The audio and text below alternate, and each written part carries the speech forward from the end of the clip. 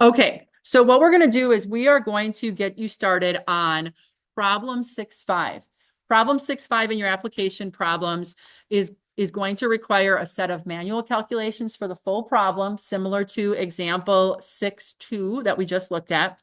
And you're going to run MD Solids and attach a screenshot of the results. Okay, so what I'm going to do is, because MD Solids ends up being, if you would, in quotes, a answer key for us, we're going to run MD Solids first, because then as we do the problem and get started on it, we're going to confirm our answers are correct before we go to the next step. Okay, so what I'm going to do is I'm going to open up MD Solids, which I already have open, and I'm just going to do a quick demonstration here to get MD Solids in place. So I'm going to start a new truss, and I've just got to move this over and here. So I'm going to bring this down. Now what we're going to do is we're going to set up our grid. As we look at our problem, we're going to notice that the distance between the horizontal intervals is 14 feet. So the horizontal spacing interval is going to be 14. That's for each individual. And I only need 2 spaces horizontally for that one. Okay. Then vertically, the height is 9 feet. So we're just going to put 9 in there. And I only need 1 spacing for the vertical. Okay. And then once I have those identified, 14, 9, 2, and 1, I can say, okay. And now here is the grid that's going to be created, and make sure it usually defaults create and then members. So I'm on that. I'm going to start in my lower left-hand corner at what would be A on our diagram. We're going to click, hold, and then go up to that corner and release. Then I'm going to click, hold, and go to the middle. Now, make sure that you stop in the middle. This is an individual member between the letters on our diagram are A and D, okay? Do not go all the way across as a continuous member, okay? We want to stop at the joint each time. Then we're going to go up and then down and then over. Okay, so that creates each one of the members in this truss. Then we're going to click on create is going to stay clicked, and then we're going to go to supports. And our supports are going to be on the left-hand side at what we have is designated as A is going to be a pin. So I'm going to left click, go down, left click, go to the left or right, and it's going to become a pin. Not in the right orientation, but when we add C over on the right-hand side, left click and down, it straightens it out for us, and it's going to be a roller at C and a pin at A, okay? Now I'm going to add my load, so I'm going to click on loads. There's just one going down at what is D, and it is going to be 8 kips. Enter my load, all right? So now I have all the information that I need here. Everything is filled in, and the compute button, I can click on that, and it's now going to give me the values in each one. Now, you are going to notice that your letters are different than what the illustration is. Don't worry about that. What I'd prefer that you do is keep the letters that match what's on our example, and just know, your values here. You can't change these. There isn't a way to change the values of those joints. So they have A in the same place we do. But then we have B up here at D. D is here, and then C is in the same place. So they just have B and D mixed up. I don't know how that ends up for you on yours, but I'm not exactly sure how it's picked, but that's going to be how it is. All right. So all I'm going to do is I am going to just write down my values here quick. 8 in tension, 7.4 compression, 4 at C. AY is 4, AX is 0 because there are none. And then we've got this at 8. Sorry, 6.2, 7.4. Okay, I think I've got them all identified. Compression, tension, compression, 6.22 tension. Okay, all right. So now once we have this is our answer key. As I said earlier, you can print this out if you want to, but for your homework assignment, you are going to attach a screenshot of the results here, okay? So I am just gonna now go underneath my camera, and what we're gonna do is we're gonna get started on the manual calculations then for 6.5. And we're going to do the first two joints, okay? And then that way you've got a little progress made on the homework assignment. So first things first, we are going to draw our free body diagram of the entire truss together. As a reference on page 2 in our guided notes, this is the truss problem process. So if you're kind of trying to remember what to do when, the first step here is to draw the free body diagram of the whole together truss, and then we're going to determine the reactions at those supports. So we had a pin at A, and at C we had a roller. So that's what I'm going to do here.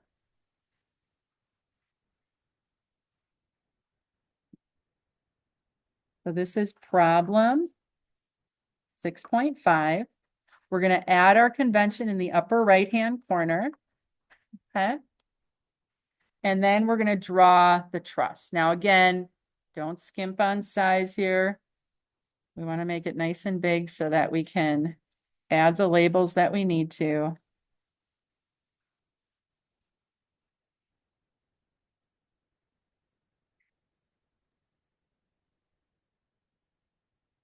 And again, I'm going to use the labels that are on the actual problem itself. I'm going to correspond that. Again, just because then it's easier for me when I correct your homework. This is D. This is 8 kips. And then we've got a pin at A, so there's going to be 2 reactions there. And we've got a roller at C, so there'll be 1 perpendicular to the surface it rides on. So CY, AY, and then I'm just going to show AX going to the right. Distances, I have 14 feet, 14 feet, and 9 feet. This is a 90-degree angle, and then we want to identify theta. Now, if you recall, they calculated that angle for us in MD Solids. You can use that, right? Why not? I am certain you know how to calculate it. You don't have to show me the work for that. So that if we go back to MD Solids, oop, they didn't. I thought they had the angle in here for us. Did they take it off? They did. Let me. Oh, see, there's not an undo. Do you guys, does anybody remember it? Otherwise, we'll have to calculate. 32.73. Okay. So write that down because I think it had it on there when we were doing our members, right? And then after we hit compute, it went away. Say that again, Nicholas. 32.7. 32.73. Thank you. 32.73. So if I go back here, 32.73, and then I would just say from MD Solids. That way I know where you got it from. And we know the angle. So you don't, it would save you on a little bit of calculating. But if you don't get it, it's easy enough to calculate as we know. Okay. So now our job here is to calculate the reactions at the supports. Yes, MD Solids had those, but those I want you to practice and show me how to get those. So our reactions at our supports are going to be at A and at C. So to do that, we are going to sum our forces in the x direction equal to 0. So we're going to use our 3 equations of equilibrium. The reason I picked the x is because as we look here, there's only one x unknown and there aren't any other forces opposing it. So we can say AX, we have it assumed to the right, it's positive, simply equal to 0. And that is a value, okay? So AX is going to be equal to 0. When we go to joint A, we are simply not going to show it. We're just going to have a y component, but we prove that x is 0 here, okay? So it's important that you calculate it. Now, as we look, we can see that in the y direction, we're going to have 2 unknowns, right? So instead of writing the y out right now, I'm going to go right to sum the moments, and I'm going to pick around point A. But you could pick around D if you wanted to. I'm going to do A. So I'm going to sum my moments around point A equal to 0. So if I put my finger on A, I've got 8 kips. That's going to rotate. So I'm going to have 8 kips times perpendicular distance, 14 feet. Okay. And then it is going to rotate in a clockwise direction. So it's going to be negative out front. The next force that's offset is going to be my dy. So dy times perpendicular distance is 28 feet. And it is going to rotate counterclockwise, so positive out front. Everybody see that? Yeah, it's CY. I just want to make sure you guys are paying attention. Okay. These are all of my moments. I can set that equal to 0. So go ahead and solve for CY.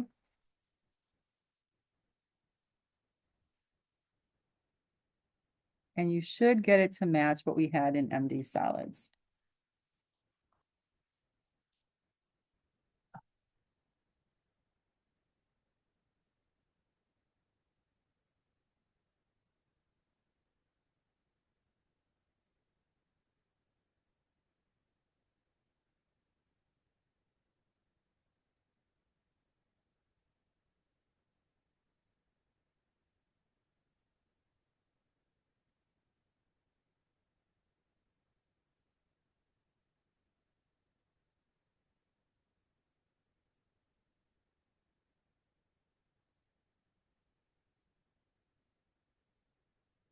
Not right.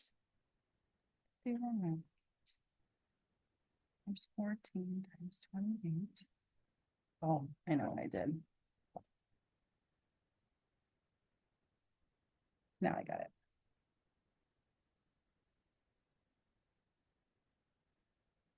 So you should get CY is equal to 4 kips. I got a positive value, so the direction I assumed going up is positive. Even as I look at this, you'll notice that we have 2 even increments on either side of the 8 kips. It's our only force. If this is halfway over, or if it's right in the middle, it's going to be half that value of 8. So what should AY be? Should be 4 too, right? But let's do our sum of our forces in the y equals 0. You want to show the calculation for this. We've got a positive AY minus 8 plus 4, and those are kips, is equal to 0. So CY is the 4, 8 is the applied load. So now these two together, AY minus 4 kips is equal to 0. Our 4 kips goes to the other side. AY is equal to 4 kips. And positive number confirmed the direction. So this is equal to 4 kips. So the only reaction at A, technically, even though there's a pin there, it can support in that X direction, but there's no side load. So the only reaction we have is going to be in the Y direction at A. Okay, so any questions there? That's module 5 stuff, equilibrium, right? So if we go back to our process then, we took care of steps 1 and 2 right now, all right? Now we're ready to go into each one of the individual joints and to solve for the forces in each one of the members. Now, this is a little bit smaller truss, which is nice. There's not as many members, not as many joints. So again, we want to start where we know the most information. It's going to be at one of these 2 places. So if you want to start at A or if you want to start at C, it's totally up to you. I'm going to start at A because that's where I tend to start. So we are going to draw joint A. Okay. So I'm going to start a new piece of paper here for joint A. Okay, joint A. And here's where A is. I'm going to first draw my members and then my forces.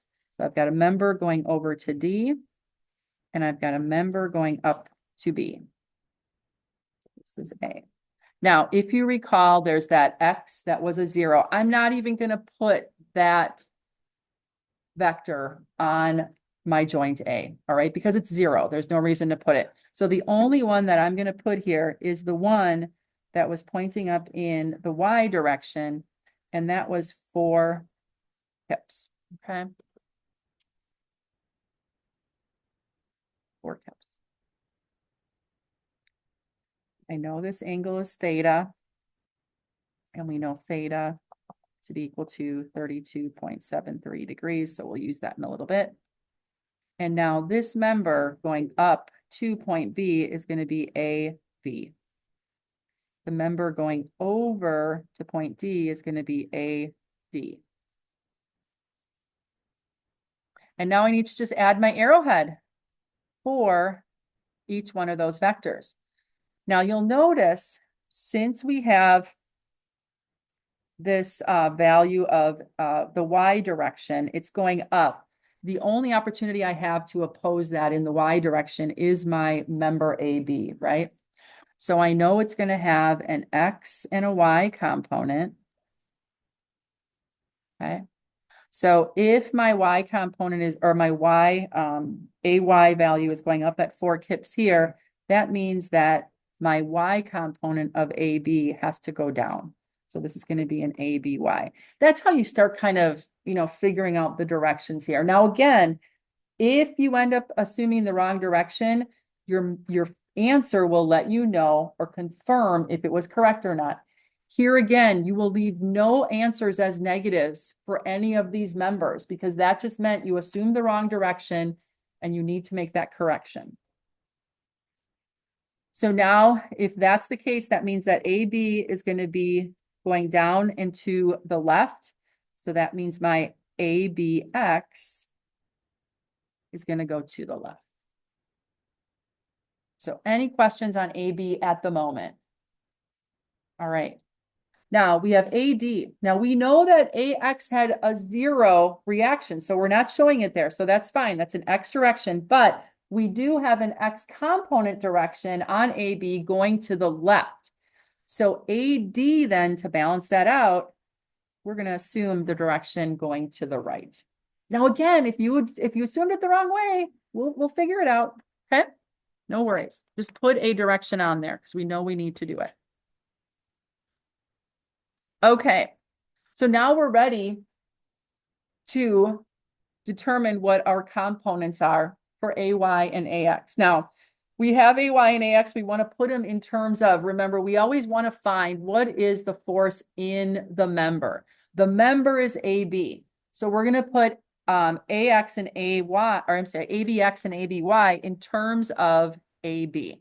To do that, we need to determine or use that angle to determine what the factor is for the X and the Y. So we know the angle is 32.73. Kind of get rid of the background stuff. So we can say that ABX is going to be equal to, it's the side adjacent, so it's going to be the cosine of 32.73 degrees times AB. So ABX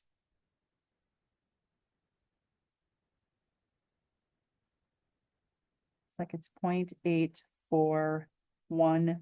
I'm going to hold 4 decimal places, 3 to 4. Don't do 2. That's not enough. Okay. And then that's going to be multiplied by AB.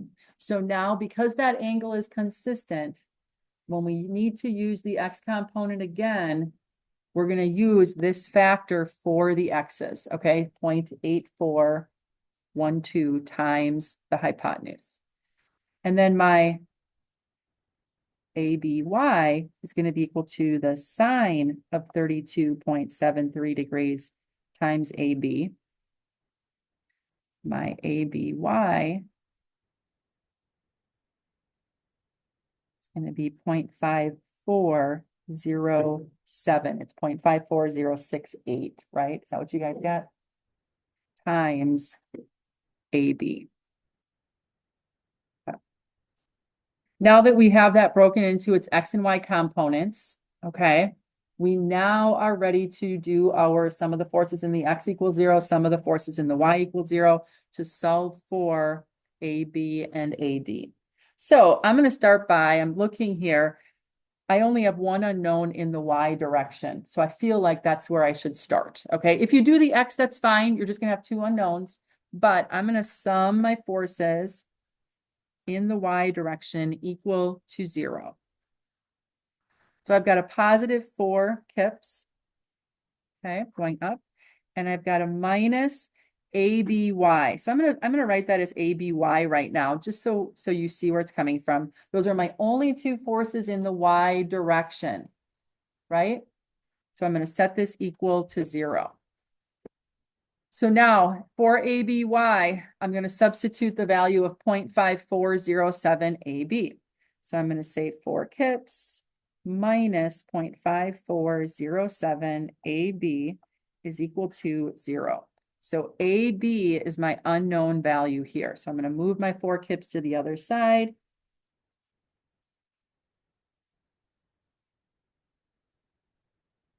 I've got negatives on both sides, so I can change those both to positive. Okay. And then now I can just solve for AB by dividing both sides by 0.5407. Okay. So AB